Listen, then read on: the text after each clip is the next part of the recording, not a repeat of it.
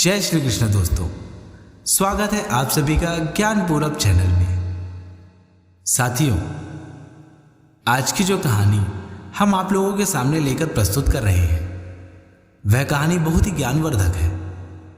तो आप लोगों से अनुरोध है कि इस कहानी को अंत तक अवश्य सुनिएगा और इस कहानी का आनंद लीजिए। तो दोस्तों, आप सभी का ज़्यादा समय व्यर्थ ना करते हुए आरंभ करते हैं आज की कहानी। तो दोस्तों, बहुत पुरानी बात है। कंपिल नाम का एक राज्य था। उस राज्य का राजा बहुत ही न्यायप्रिय था। उसी राज्य में 4 बहनें रहा करती थी।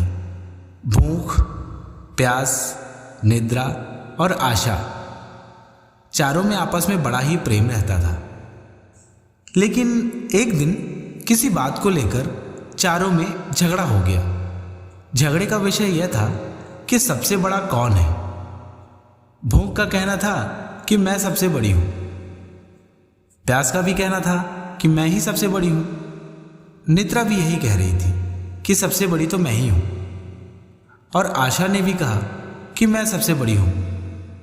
अब चारों का विवाद आपस में इतना बढ़ गया कि उन चारों को राज्य के राजा के पास जाना पड़ गया। जब चारों बहनें राज्य के राजा के पास गईं तो उन्होंने अपने अपने सवाल और अपनी अपनी खूबियां राजा के सामने रखी। जब राजा ने इस चारों के सवाल सुने तो उन्होंने भूख से पूछा कि अच्छा भूख, तुम बताओ, तुम इन सब में कैसे बड़ी हो। तो भूख ने कहा, महाराज, मैं इन सब से बड़ी इसलिए हूं क्योंकि मेरे ही कारण बड़े ही स्वादिष्ट व्यंजनों का निर्माण हुआ। मैं जब लोगों के अंदर उत्पन्न होती हूँ तो मेरी ही संतुष्टि के लिए सभी लोग नाना प्रकार के भोजन बनाते हैं, अच्छे अच्छे स्वादिष्ट पकवानों का निर्माण करते हैं और अपनी भूख को शांत करते हैं। तो राजा ने भूख की सारी बात सुनी और कुछ थोड़ी देर के लिए सोचने लगा। सोचने के बाद राजा ने अपने सैनिकों को यह आदेश दिया कि सारे राज्य में यह खबर फैला दी जाए कि आज से किसी के घर में भी चूल्हा नहीं जलेगा, और जब चूल्हा नहीं जलेगा तो स्वादिष्ट पकवान भी नहीं बनेंगे और किसी प्रकार का भोजन भी नहीं बनेगा। ये सब बंद करते हैं, उसके बाद देखते हैं कि भूख आखिर करती क्या है। राजा के कहे अनुसार सारे राज्य में राजा की खबर फैला दी गई। उस दिन से 2 दिनों तक राज्य में किसी के घर में भी चूल्हा न जला। अब जब चूल्हा नहीं जला तो किसी ने भोजन भी नहीं पकाया।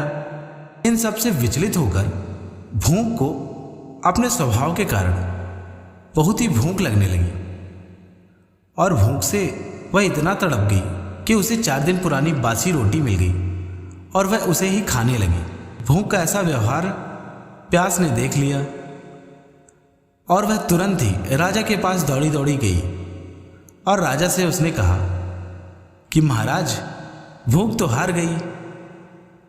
उससे 2 दिन भी भूखा न रहा गया और उसने जहां वह बात करती थी कि मेरे ही कारण मेरी संतुष्टि के लिए नाना प्रकार के स्वादिष्ट पकवान बनते हैं, उसने 4 दिन पुरानी बासी रोटी खा ली।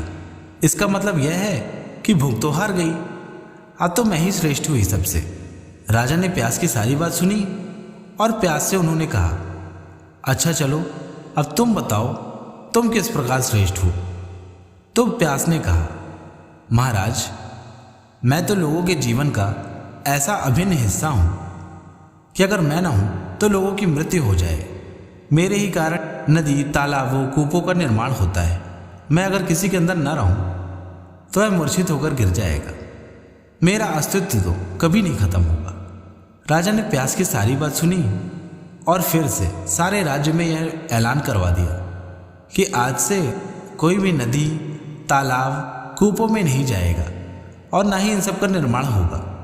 अब जब कुछ दिन बीते तो प्यास को भी अपने स्वभाव के चलते बहुत तेज प्यास लगी। अब जब प्यास को तीव्र प्यास लगने लगी तो उसने एक गंदे नाले से जल पीना प्रारंभ कर दिया। प्यास ने जब गंदी नाली का जल पिया तो प्यास को निद्रा ने देख लिया। निद्रा भी राजा के पास दौड़ी दौड़ी गई और राजा को उसने सारी बात बता दी कि प्यास ने कैसे अपना संयम खो दिया और गंदी नाली से पानी पीने लगी। तो इसका मतलब यह हुआ ना कि प्यास भी हार गई। अब तो मैं ही श्रेष्ठ हूँ सबसे। राजा ने निद्रा से भी कहा, चलो 2 लोग तो हार गए, अब तुम बताओ तुम कैसे श्रेष्ठ हो। निद्रा ने कहा, महाराज, मेरी ही संतुष्टि के लिए और मुझे ही पाने के लिए लोग नर्म बिस्तर का निर्माण करते हैं। कितने सुंदर सुंदर मेरे ही लिए बिस्तरों व खाटों का निर्माण होता है। मैं अगर किसी के साथ 2 दिन भी ना रही तो वह तो मेरे कारण पागल हो जाएगा। मैं जब सभी के लिए इतनी आवश्यक हूं तो सबसे बड़ी तो मैं ही हुई ना। राजा ने निद्रा की सारी बात सुनी और राज्य में फिर से ऐलान करवा दिया कि आज से कोई भी आरामदायक नर्म बिस्तर व किसी भी प्रकार के खटिया या पलंगों का निर्माण नहीं करेगा। इसके बाद देखते हैं कि निद्रा क्या करती है। अब जब कुछ हफ्ते बीते तो निद्रा को भी अपने स्वभाव के चलते बड़ी तेज निद्रा आने लगी। जहां निद्रा का यह कहना था कि मैं तो सिर्फ अच्छे स्थानों पे और नर्म बिस्तरों में सोती हूँ, तो वह गंदे स्थान पे ही सो गई। निद्रा को सोते हुए आशा ने देख लिया और सुबह होते ही आशा राजा के पास गई।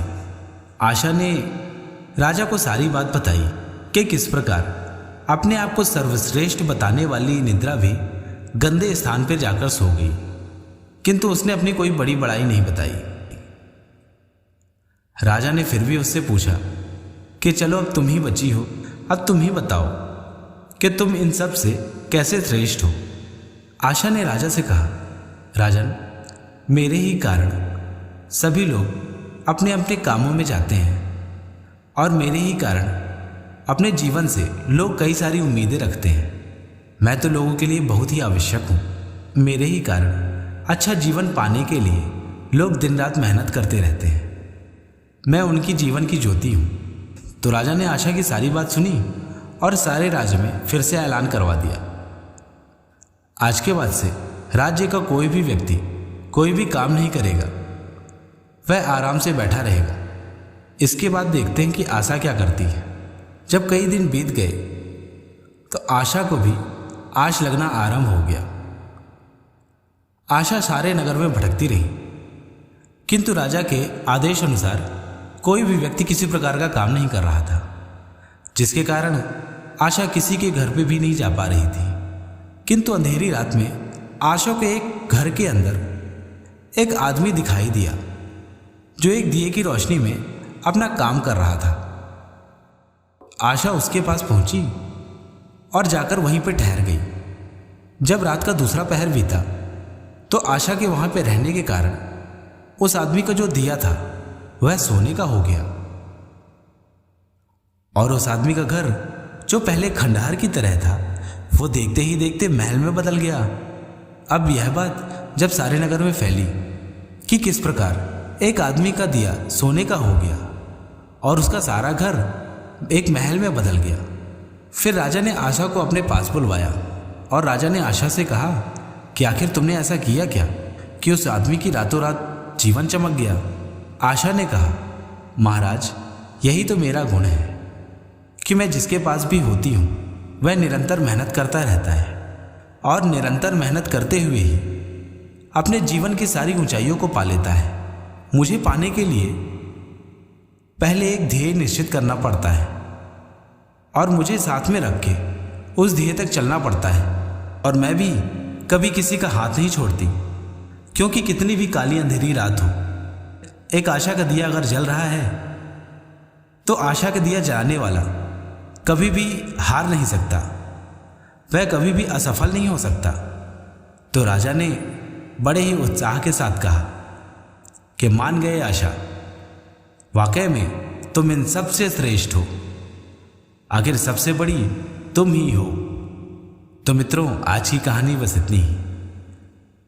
मैं भी आशा करता हूं कि आप सभी को हमारी यह कहानी अच्छी लगी होगी। अच्छी लगी हो तो दोस्तों कमेंट करके ज़रूर बताइएगा कि आपको यह कहानी कैसी लगी। और आप सभी का बहुमूल्य समय देने के लिए दोस्तों, आप सभी का बहुत बहुत धन्यवाद। जय श्री कृष्ण। राधे राधे।